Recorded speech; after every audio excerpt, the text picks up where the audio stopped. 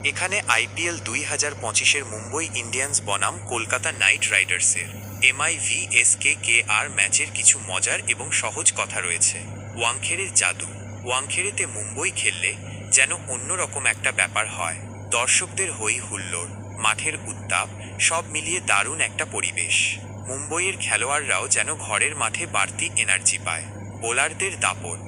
এই ম্যাচে মুম্বইয়ের বোলাররা যেন আগুন ঝরিয়েছে। কেকেআরের ব্যাটসম্যানদের দাঁড়াতেই দেয়নি। বিশেষ করে অশ্বিনী কুমারের কথা বলতেই হয়।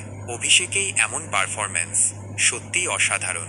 ব্যাটিং বিপর্যয়। কেকেআরের ব্যাটিং দেখে মনে হচ্ছিল যেন তাদের ব্যাট কথা বলতেই ভুলে গেছে। কিছুতেই রান আসছিল না, একের পর এক উইকেট পড়ছিল। সহজ জয়। মুম্বই ইন্ডিয়ান্স যেন হেসে খেলেই ম্যাচটা জিতে নিল। রায়ান রিকল্টন খুব ভালো ব্যাটিং করেছেন। ঐতিহাসিক লড়াই। মুম্বই আর কলকাতার ম্যাচ মানেই একটা আলাদা উত্তেজনা।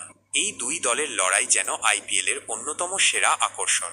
পয়েন্ট টেবিলের খেলা। এই ম্যাচ জেতায় মুম্বাই ইন্ডিয়ান্সের পয়েন্ট টেবিলে কিছুটা হলেও উন্নতি হয়েছে।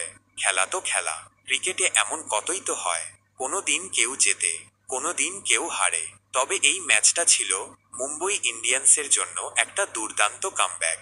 আশা করি এই সহজ কথাগুলো আপনার ভালো লেগেছে।